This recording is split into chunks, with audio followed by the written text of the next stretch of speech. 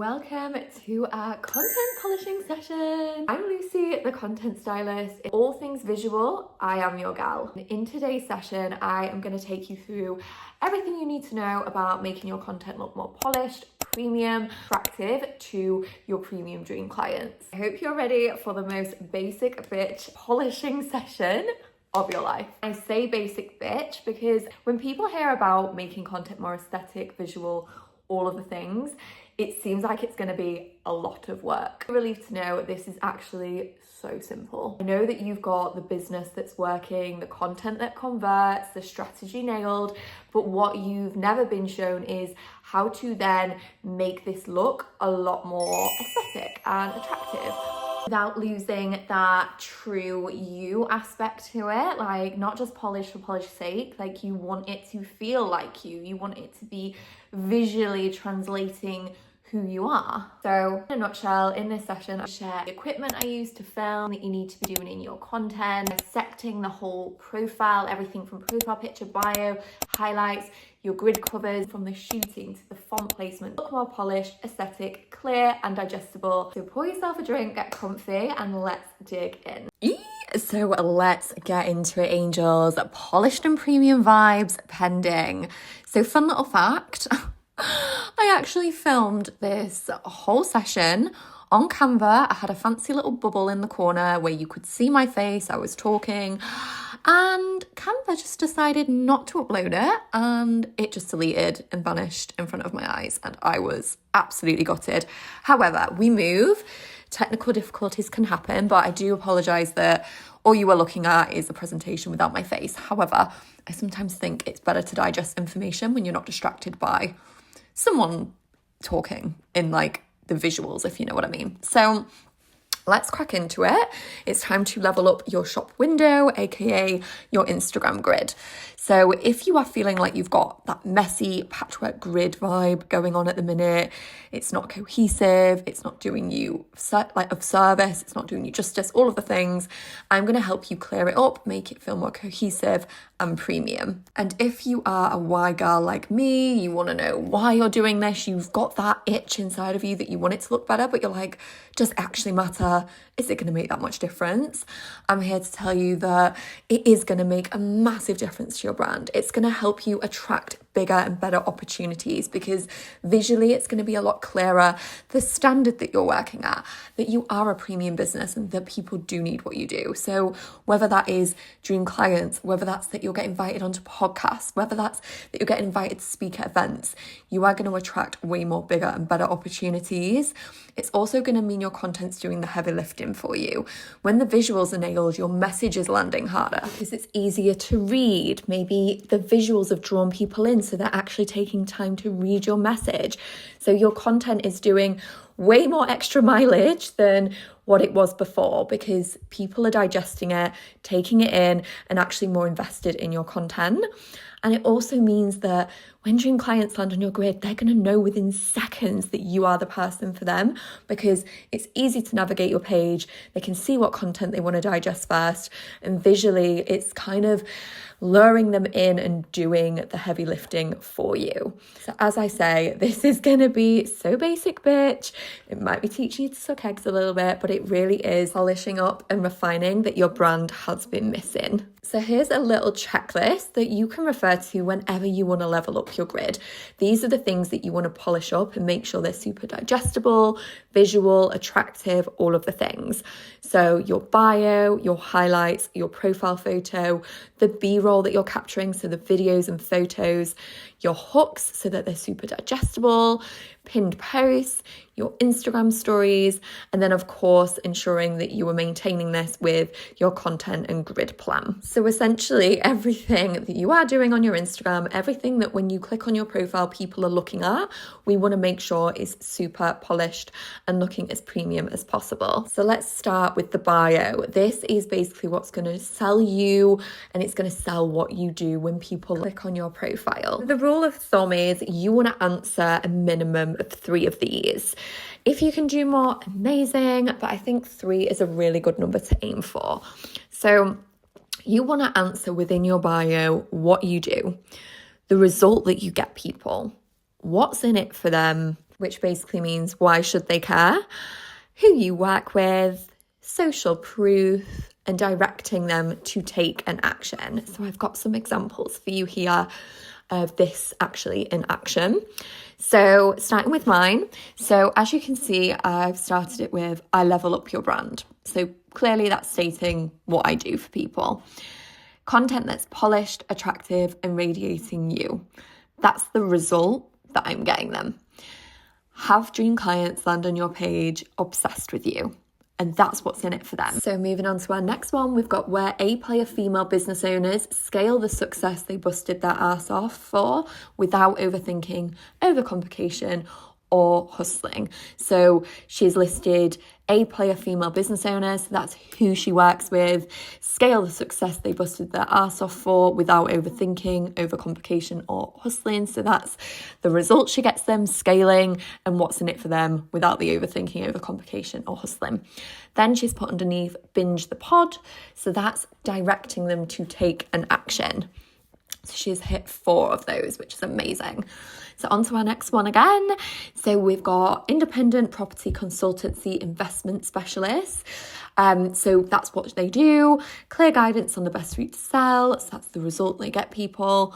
And actually that would maybe be as well what's in it for them, because they're getting like clear guidance and the best route, not just any route. And then obviously 15 years experience, 300 million plus sold. So again, that's the social proof. Can you see how they're hitting all of these points? So now moving on to an example of a girlie who I'm going to actually elevate her bio and make it hit more of the points. At the moment, she's only hitting 1, and I'm just going to show you how this lands so much more differently. And you'll notice what I've written under here is this is too smart for her own good. We are also guilty of being so deep in our work that we use our lingo.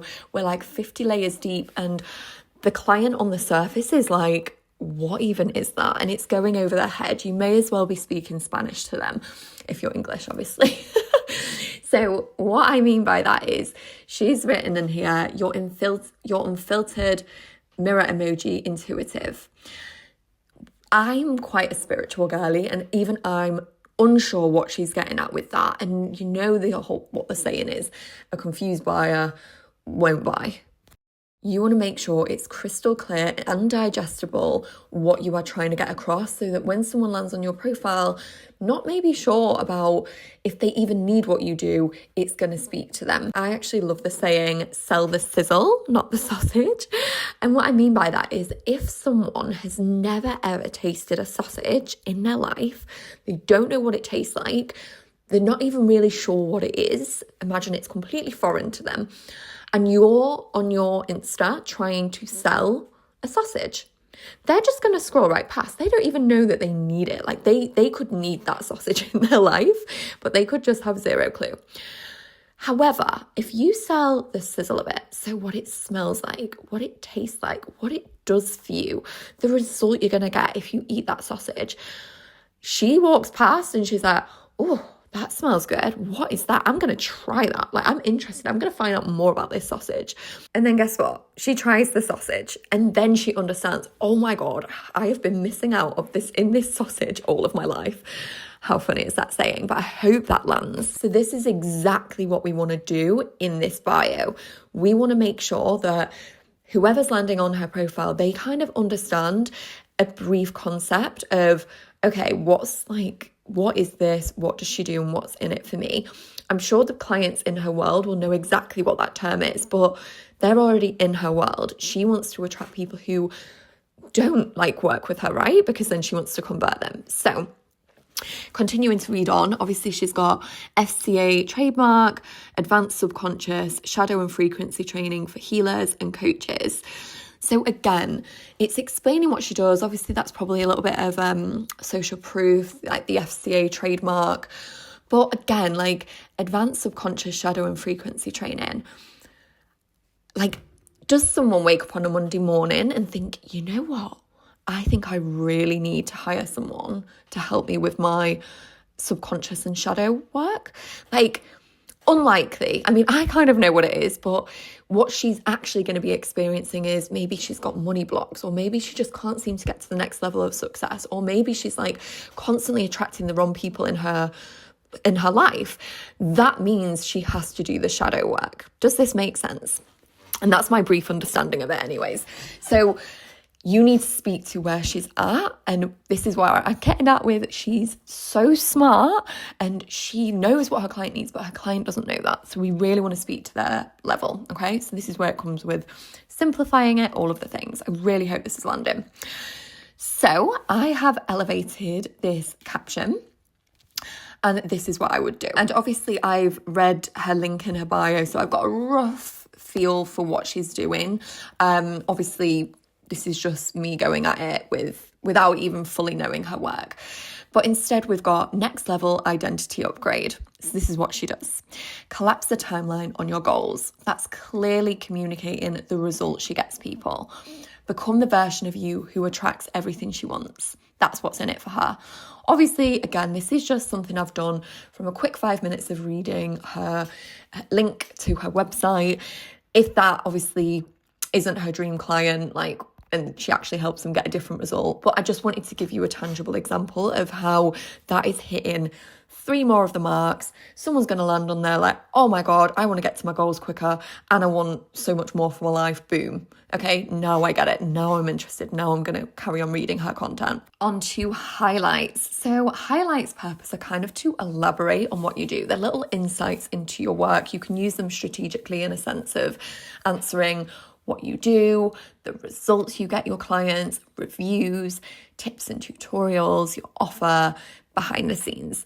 Those are what I would focus on your highlights. You don't have to have all of them. You can have a few of them, but use them again to do more heavy lifting for your socials. So from a visual lens, you want people to click on them, right? You want them to read about your work more. And obviously we'll go into making them look aesthetic inside in a minute, but I've given you some examples here of what works and what doesn't.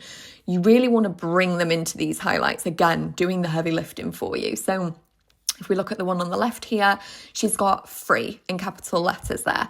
Instantly, if you're enjoying her content, you're enjoying like you're interested in working with her, you're drawn to that, right? Free. Okay, I'm going to go in and get what's free. And that's going to be her client attraction magnet.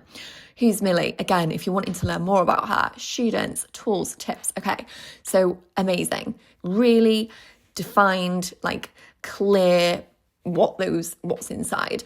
Also, if you notice, she's using the similar colours as well, so it's nice and cohesive. She's also used a picture for her. She's used an image of what this free thing is. So again, it's really visual. She's even got a little emoji there for tips.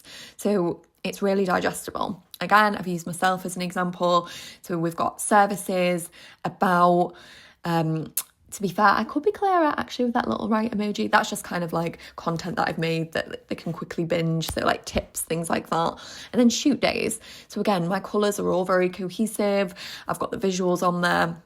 My tips for your highlights, either have similar colours, just literally go onto Google, search the colour palette that you like and just set that as the picture, or use pictures that are cohesive and kind of relevant. So again, underneath my services, that's my logo for my programme. It's a picture of me, and for the content you can actually see it's a piece of content. So again, just being that a little bit more aware of what we're using and the imagery in our highlights. And then I've used an example underneath of, what isn't working. Looking at her profile, we're just what even is that? Random emojis, it looks quite messy. It's not really that appealing. I don't really want to click it. I don't know what's going to be in there. You want it to make it as easy for people when they land on your profile to know what to do next, what to click on, and where to source the information. Profile photo. So again, you want this to be really clear and creating that connection and recognizability. I know what you're probably thinking, what, a profile picture does that? But when your stories pop up, that's the first thing they're going to see, right? You can see here, that's the images that come up on your profile. So you want it to be alluring. You want to draw them in. My tips for this is having a close-up shot. So actually all of these girlies have absolutely smashed it. Clearly seeing the face, ideally. If it's got your body in it, make it relevant to what you're doing. So maybe if you're in fitness, maybe you'll be showing like off your amazing figure. Obviously this girlie here, the delusional BFF, like it's business boss bitch vibes. I'd expect to go into her profile and see that she probably works with like business people. She is quite a ambitious girl herself, all of the things. Also like the colours and vibes to match your brand as always. And again, like I know people use logos. I actually think logos are kind of been and gone. If you've got a logo, look at changing it. I really like what the two girls have done here. They have got their logo and business name, but they've still got an image of them. So if you're just a plain logo at the minute, it blends in, it's quite vanilla. Try and bring your like you into it, because people are going to connect with the person behind the brand rather than just, you know, a Canva logo. B-roll. So this is what you're capturing, videos, photos that you are using to make content to advertise your services or your brand, whatever. So a lot of the clients I work with, they just say they hope for the best. They just capture stuff, they go through the camera roll, and they use whatever they've got, and they just hope that they've got something. This is when your content is not going to be recognizable and it's going to feel very patchwork. If you're using a picture of when you was in Greece in one, then you're in the Alps on the other, then you're in the UK at a bar on a night out, then you're in a restaurant, then you're in a hotel, like it's messy. It's a lot. It's a lot to digest, and it's not translating your brand clearly or cohesively. When if you can be more intentional with the visuals, A, you're going to be more recognizable, B, it's going to be way easier to actually shoot, and C, like you're going to be seen as way more like premium, because you're going to be seen in a similar environment with similar colours, with it's just more professional. Okay, so how to figure out where you should shoot and what like the actual B-roll should be in itself. The best exercise I love people to do, and please don't faff around doing this, I know that you're busy, time is of the essence and all that, literally just spend 5 minutes doing this. You can either write it down, use it in your phone, whatever. Think of you, write your name in the middle of the bubble, or just write your name on the top of your note. What makes you you? Just list everything, go on a rampage. So I've done me as a good example. What makes me me? Again, this is just a refined example, there's way more things than this. So I've said neutrals and golds, favourite colours, love them. Travel, holidays, all the things. Fashion, I love outfits. Aesthetic interior, I just moved into a new house, I'm loving making it look lovely and homey and modern. Wine, luxury items.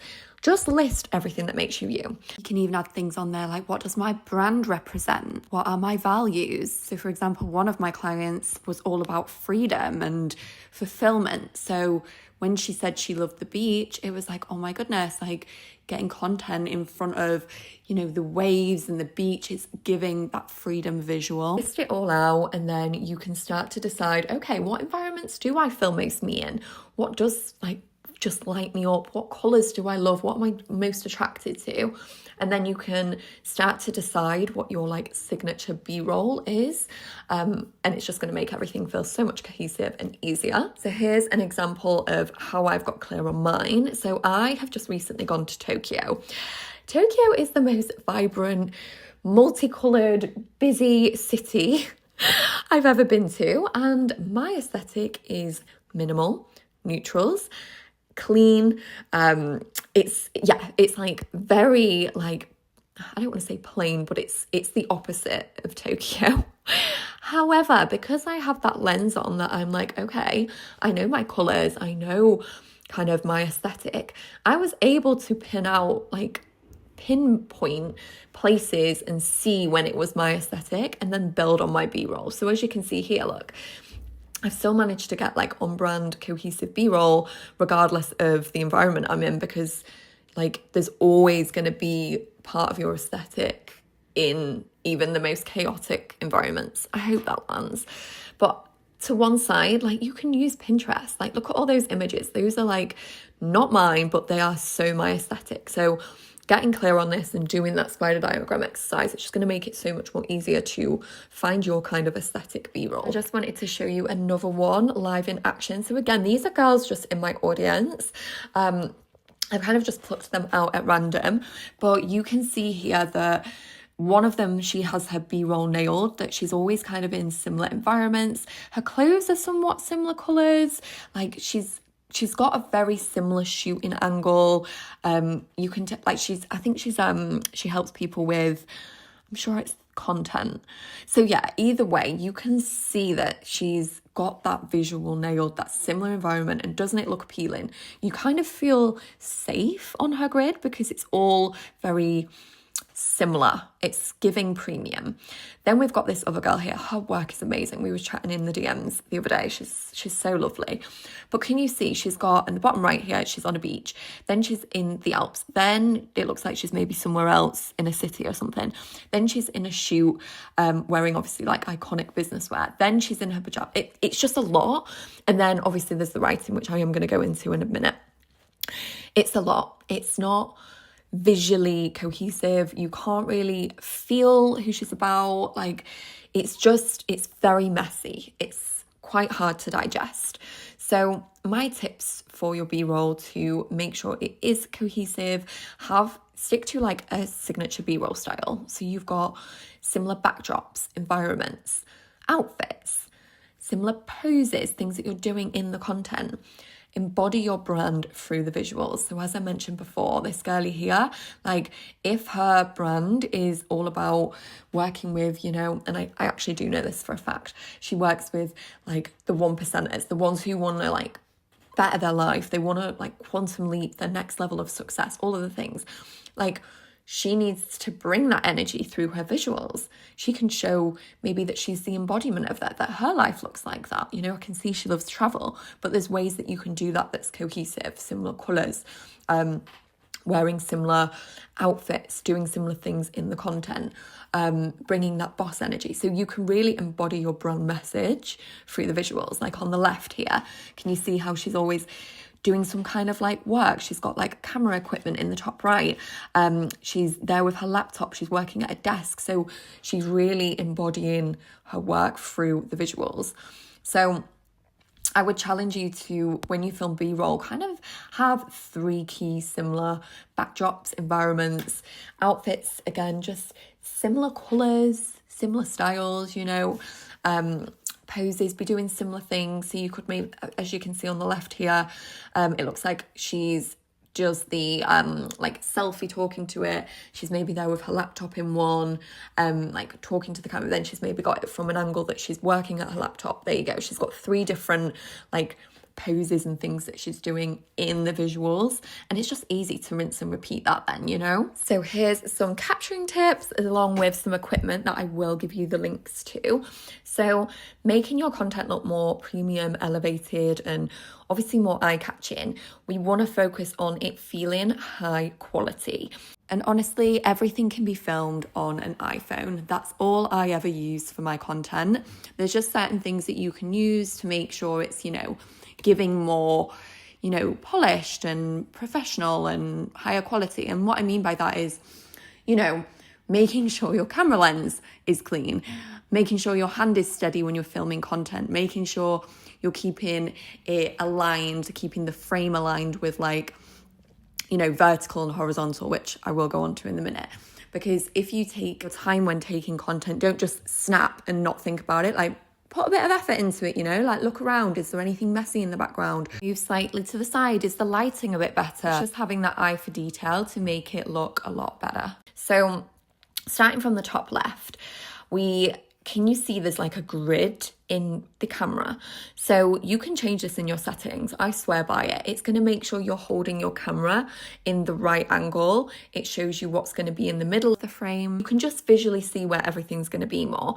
It makes you move your eyes around the screen to look at what's in what square.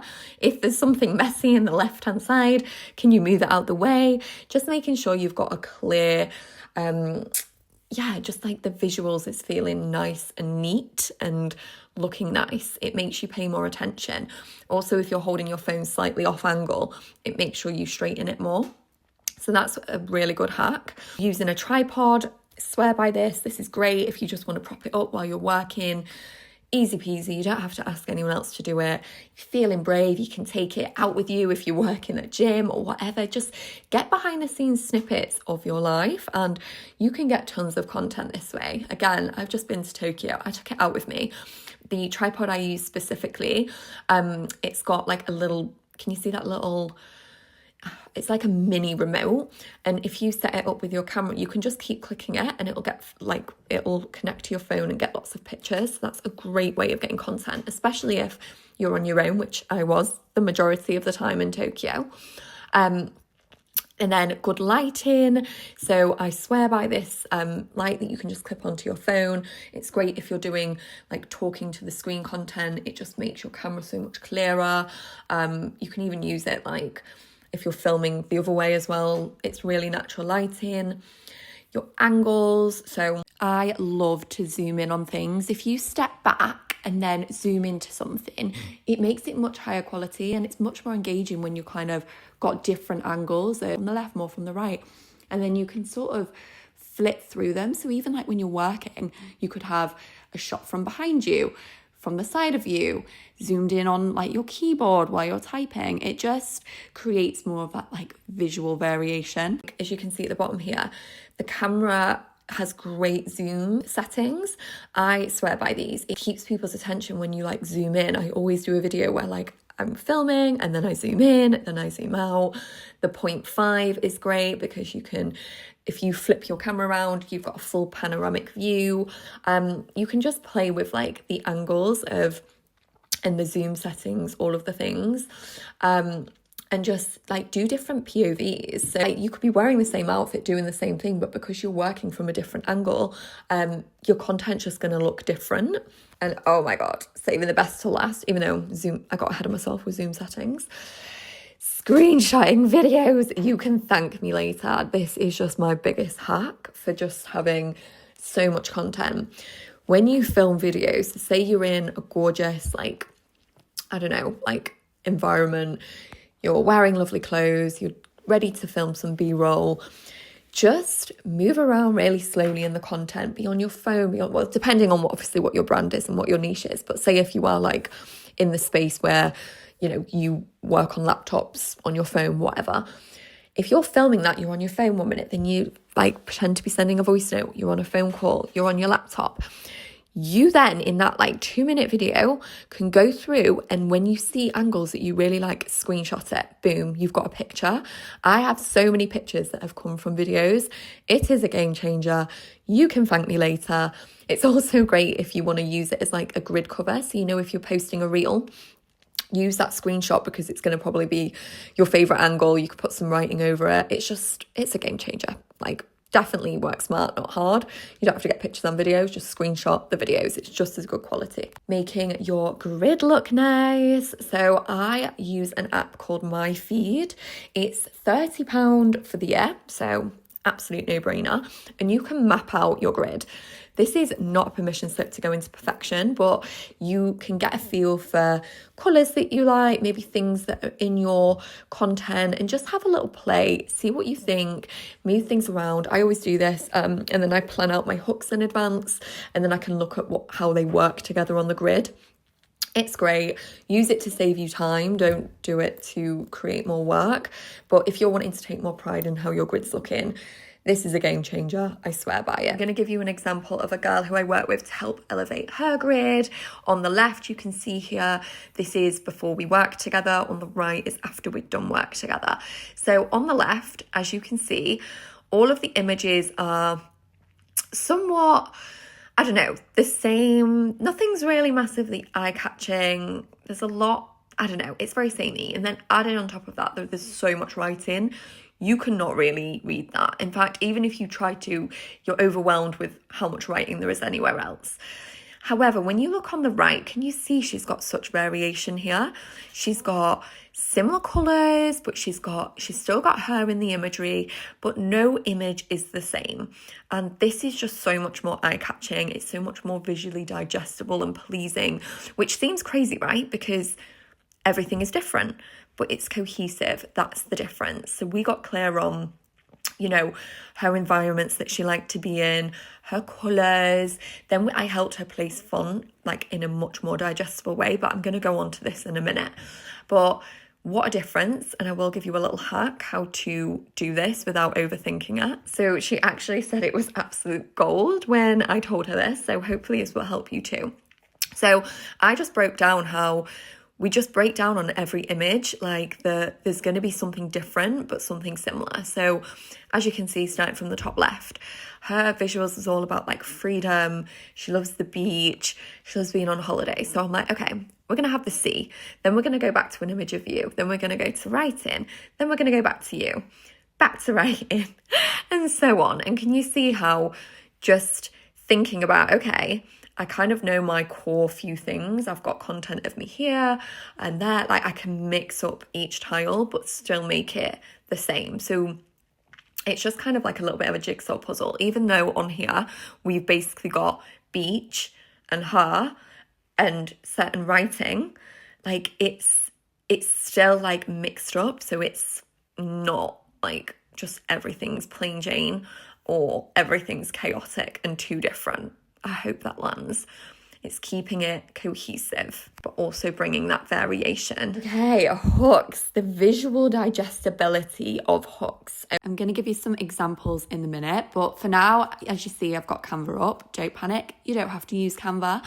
But what I find really serving sometimes is mapping out my content ideas in advance and then almost getting the hook done first and letting that lead the way, because the hook should kind of be a nutshell of what you're about to talk about. So once you've kind of got that defined, you then know what to talk about in your post rather than, you know, just trying to pull one out of thin air. So that's what I like to do. Obviously, you can do the same on Instagram. You could do the same in your notes, whatever's most serving to you. Less is more when it comes to hooks. And I know we're passionate, I know there's so much we want to say, and sometimes it's really hard to condense it down. So you just want to think, how can I say what I want to say in as little words as possible? Don't go too far the other way that it doesn't make sense, like 5 tips to make more money. Like, no, like that's too generic. But you want to say what you want to say and have it like specific, but just super digestible. I like to use a rule of like maximum 3 lines, ideally 2, and then maybe a different font underneath. I'll give you some examples of this, but you can map these out in advance. I do mine in Canva, as you can see. Like you can get them already so that then this can lead your content. And my little rules in the bottom right corner and what you want to think before making hooks is give them a reason to keep reading. So this is like a checklist. This is what you want to make sure you nail with your hook. Give them a reason to keep reading or watching. Talk to their desire or their pain point. Wrap up in a nutshell what you're about to say. What will they get from reading or watching this? So as long as you're nailing one of these or multiple of these, like you are killing it. So to bring us back to the girlies I showed you earlier, as we can see on the left, her hooks are just really easy to read, really simple. The acting is like her grid is acting as a portfolio, like a bit like a magazine. You can go in and you're like, oh, okay, I want to read that one. Click on it. That's what you want your grid covers to do for you. You want people to be able to see the information and know which one they want to click to learn about next. And she's somewhat stuck to the rule that I go by. So look, there's a maximum of like 2 lines in one font. And then if she needs to add another line, she adds a different font. It's just so much more easy on the eye and easier to digest and read. So then going to the girly on the right, obviously there's a lot of writing on these, and I'm going to break down how she could have simplified a couple of these posts. So on the left here, as I've put again, too smart. Like 3 nervous system shifts that will shatter your money ceiling. This is where ceilings actually break. Too smart. Like some people might have an awareness that they've got money ceilings, some people won't. And there's just a lot of writing that could be way more like refined. So what I would have put instead is 3 shifts that will unlock your next income level. Like how simple, how basic bitch is that? But this is what you want. You want your hooks to be basic and digestible. Here's another example. So for the next 6 months, try falling in love with these soft habits and watch how gently everything starts to shift. Again, too smart for her own good. And I'm like, I liked the beginning. For the next 6 months, try falling in love with these soft habits.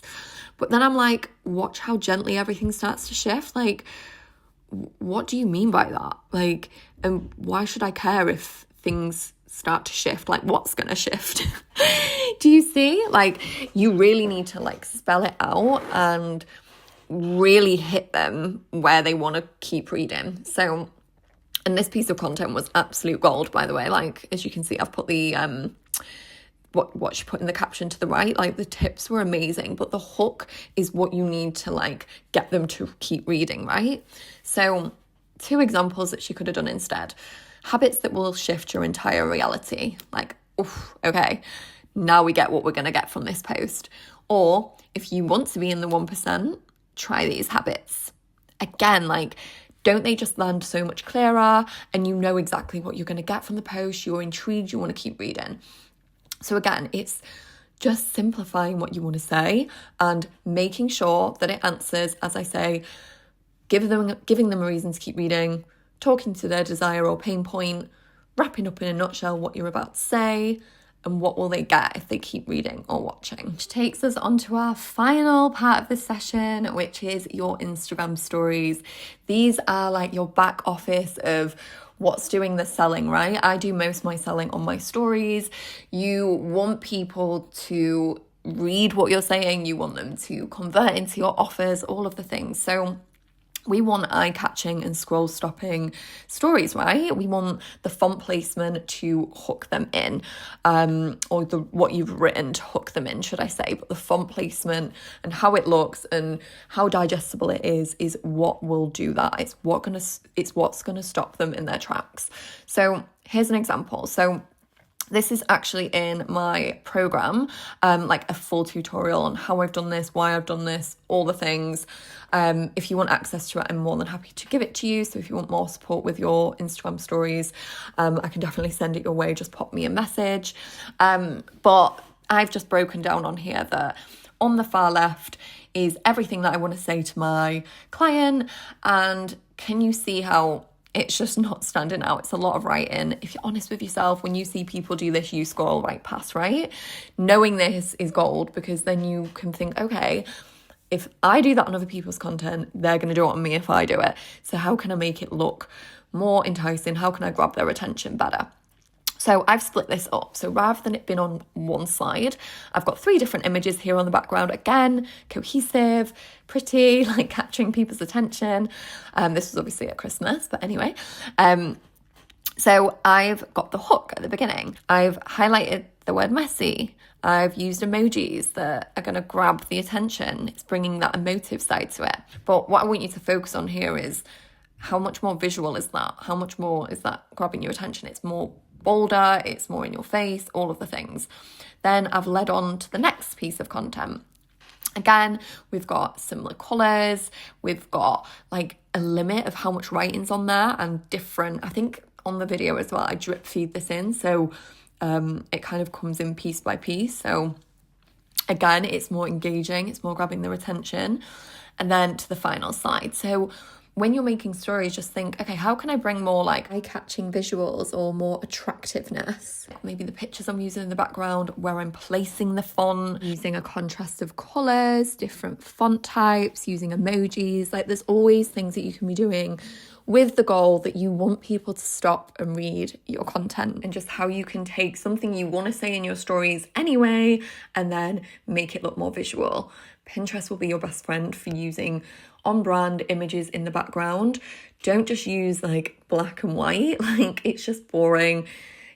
Have fun with making it look more attractive. And again, just as a little visual check, when you are placing the fonts over photos that you use, look at what's going on in your picture. You kind of want it all to balance out on the screen. So as you can see on the first picture on your left, I would enter the font kind of where I've put that squiggle, because you've got the image of the bag in the right-hand corner. It just balances out. It's easier on the eye. then to the picture of me on the right. So you can see there's that blank spot above me. Like, I wouldn't write over my face. Like, I see a lot of people do that with content, and like, you want the picture to be a picture in itself that people can consume and look at, and then obviously the font is the next thing to look at. So I've also given another example. If you or there's an object in the picture that's taking up a lot of room, just black out the screen. You can do this by pressing the highlighter button, frost over it, and then you can write over like the top of it, the bottom of it. It just kind of makes the picture less of the focal point and makes the font stand out. And again, on that final picture on the right, you can see where I've squiggled, that's where I'd put the font. So it's just looking at how you can balance out the photos that you're using, making sure it's not making the thing that you're sharing on your stories more cluttered. You want it to be like visually digestible, nice to look at, all of the things. I hope you absolutely loved that, and I hope you had lots of takeaways. Make sure you pop me a DM if certain things landed most, if you have more questions.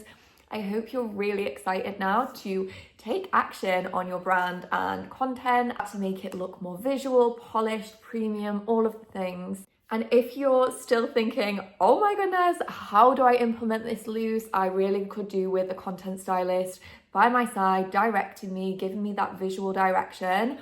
Pop me a message. I'll talk you through everything that I do and can offer you. I absolutely love diving into the nitty-gritty with my clients and giving them a bespoke aesthetic content plan so that making content feels much easier. Everything from what you capture, what you wear, making sure your message is super digestible and eye-catching. Essentially, you are just obsessed with everything that you are putting out. Thank you so much for watching. And as I say, inbox is open for more information on my services. But also, if you just have anything to say about today, any questions, I'd love to hear them. I'd love to hear from you and what you took away from this. And keep your eyes out on this YouTube channel. I have lots of plans of other types of content I'm going to share on here. And if you obviously have any requests of what you'd like to see next time, pop me a message, and I look forward to the next one.